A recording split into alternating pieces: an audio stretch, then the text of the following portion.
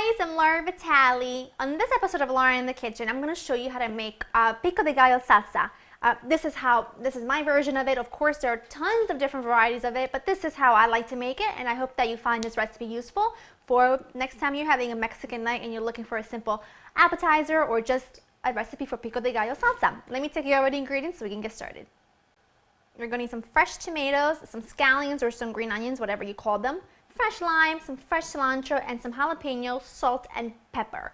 So I call this the Mexican version of bruschetta, or bruschetta. And it's the classic bruschetta anyway. But anyway, this is easy and simple to do. I love this with just some chips, or I even like it over fish, or over chicken, I mean, you name it. So what I'm gonna do is cut my tomatoes, and I cut them in quarters like so. I cut them in slices, I should say.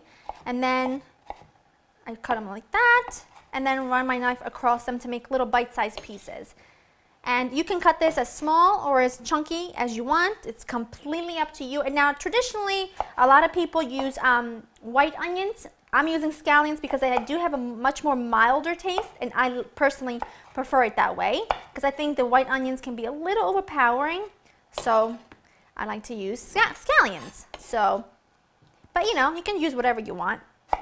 Just gonna cut all my tomatoes. Great. And now we are on to the scallions. These really big fat scallions, and they're gorgeous, but if they were any smaller, I would use a few more. But for this amount, I think this is gonna be just enough. And I'm just gonna slice this really, really thinly. That's plenty. And now I'm just gonna run my knife through it very quickly, just like that, just to make them a little bit smaller.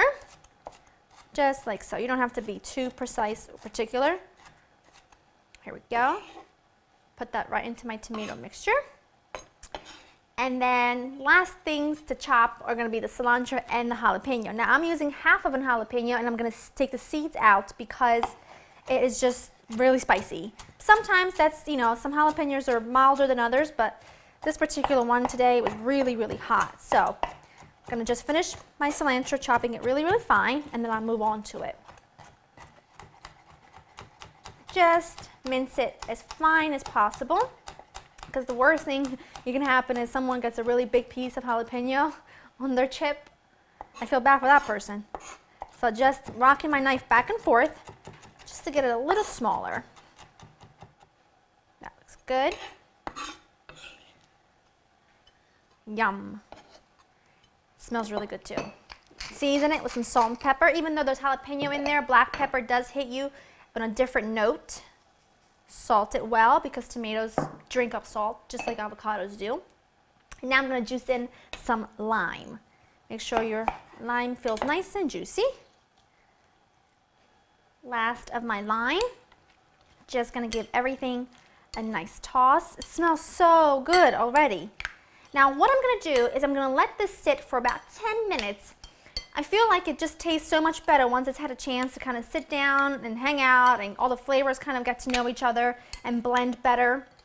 So I'm going to let this sit. I'm going to grab some chips, and then we'll serve them together.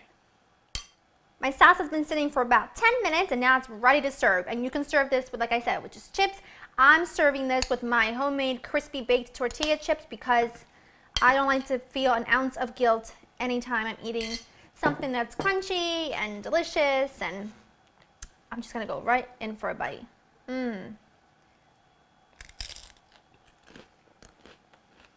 That is perfect for me. I